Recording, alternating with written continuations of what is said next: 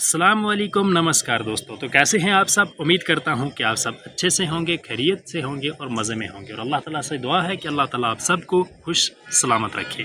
दोस्तों, cockroach movement की शुरुआत भारत का सबसे अनोखा स्टूडेंट मूवमेंट।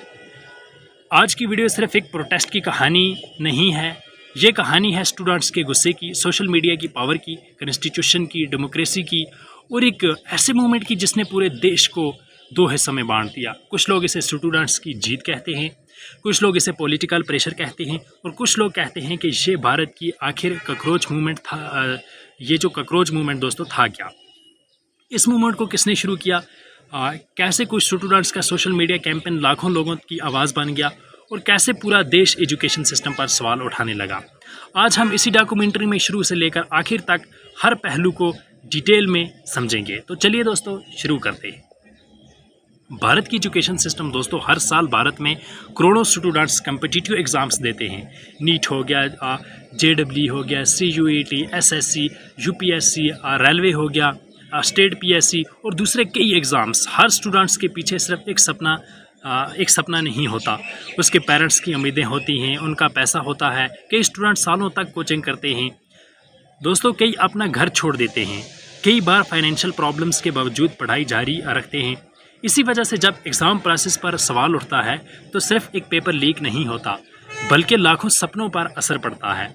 गुस्सा कैसे बढ़ना शुरू हुआ दोस्तों? 2026 के बाद एजुकेशन सिस्टम को लेकर लगातार बहस होने लगी। पेपर लीक के आरोप, एग्ज़ाम कैंसिल होने लगे, रिज़ल्ट में दोस्तों डिले होने लगा, ट्रांसपेरेंसी को लेकर सवाल। स्टूडेंट सोशल मीडिया पर लगातार अपनी बात रखने लगे, हैशटैग्स ट्रेंड दोस्तों होने लगे, वीडियो वायरल होने लगी और धीरे धीरे एक नया नैरेटिव तैयार हुआ। दोस्तों, कई एजुकेशन सिस्टम में अकाउंटेबिलिटी बढ़नी चाहिए। इसी एनवायरनमेंट में एक नया स्टूडेंट मूवमेंट सामने आया जिसका नाम था कॉकरोच जनता पार्टी यानी CJP। दोस्तों, आखिर नाम कॉकरोच ही क्यों? सबसे इंटरेस्टिंग सवाल यही था, कॉकरोच नाम ही क्यों? मूवमेंट के सपोर्टर्स का कहना था कि कॉकरोच एक ऐसा जीव है जो बहुत मुश्किल हालातों में भी जिंदा रहता है, चाहे कितनी भी मुश्किलें आ जाएं वो हार नहीं मानता। इसी सिंबलिज्म को यूज़ करके मूवमेंट ने मैसेज दिया कि स्टूडेंट्स भी हर मुश्किल के बाद लड़ते रहेंगे। ये नाम सोशल मीडिया पर बहुत तेज़ी से दोस्तों वायरल हुआ।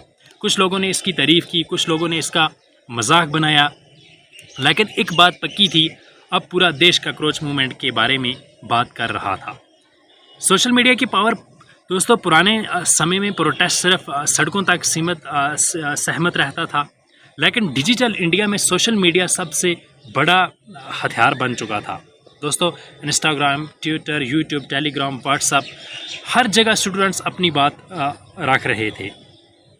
एक पोस्ट हज़ारों लोग शेयर करते, एक वीडियो पे दोस्तों लाखों व्यूज़ जाते और धीरे धीरे मूवमेंट ग्राउंड से निकलकर नेशनल डिस्कशन बन गया।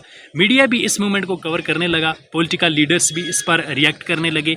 दोस्तों, डेमोक्रेसी का पहला सबक यहाँ एक बहुत इंपॉर्टेंट बात समझाना ज़रूरी है।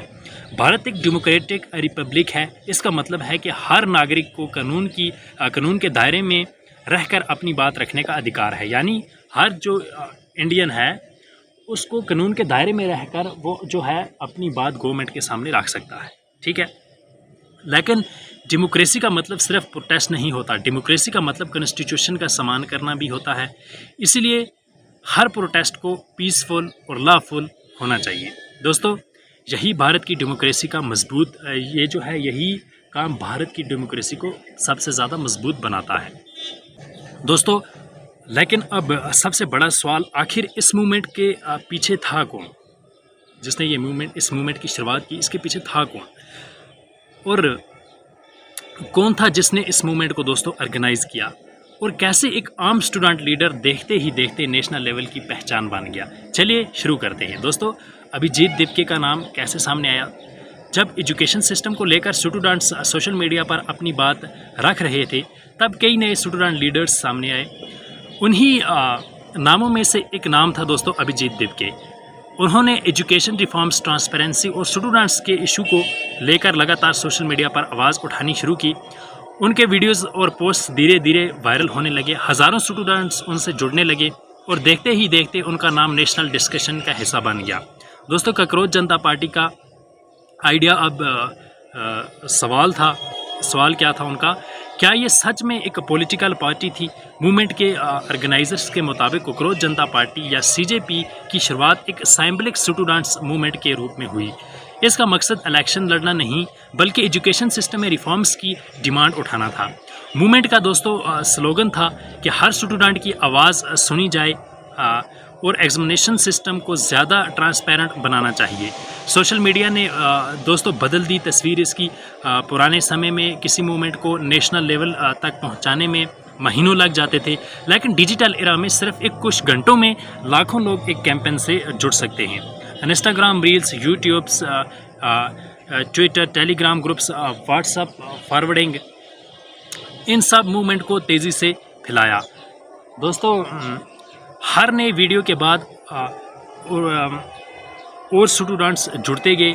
कई टीचर्स, एजुकेशंस एक्सपर्ट्स और सोशल मीडिया क्रिएटर्स ने भी अपनी अपनी राय देनी शुरू की। स्टूडेंट्स की मुख्य मांग मूवमेंट के दौरान कई डिमांड्स सामने आई, जैसे एग्ज़ाम प्रोसेस में ट्रांसपेरेंसी, पेपर लीक के खिलाफ सख्त कानून, टाइम पर रिजल्ट्स, फेयर इन्वेस्टिगेशन और एजुकेशन सिस्टम में अकाउंटेबिलिटी।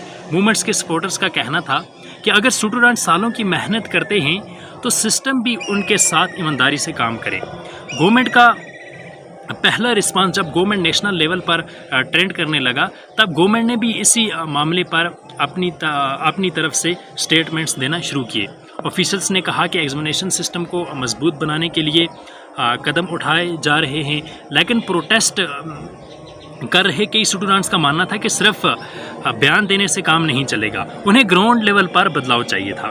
डेमोक्रेसी का मतलब सिर्फ प्रोटेस्ट नहीं, यहाँ एक ज़रूरी बात समझना दोस्तों बहुत ज़रूरी है। डेमोक्रेसी में प्रोटेस्ट करना एक कॉन्स्टिट्यूशनल राइट हो सकता है, लेकिन उसके साथ रिस्पॉन्सिबिलिटी भी आती है। हर मूवमेंट तभी मजबूत होता है जब वो शांति और कानून के दायरे में रहे। इसी वजह से किसी भी डेमोक्रेसी में डायलॉग, डिबेट और कॉन्स्टिट्यूशनल प्रोसेस बहुत इम्पॉर्टेंट होते हैं। यही भारत की पार्लियामेंट्री डेमोक्रेसी की पहचान है। दोस्तों फ़िलहाल अजान हो रही है, इस वीडियो को यहीं पर रिज्यूम करते हैं क्योंकि शाम के 7:40 हो रहे हैं। तो इस वीडियो को फ़िलहाल यहीं पर रिज्यूम करते हैं। अजान हो रही है, उसके बाद इसको यहीं से कंटिन्यू करेंगे।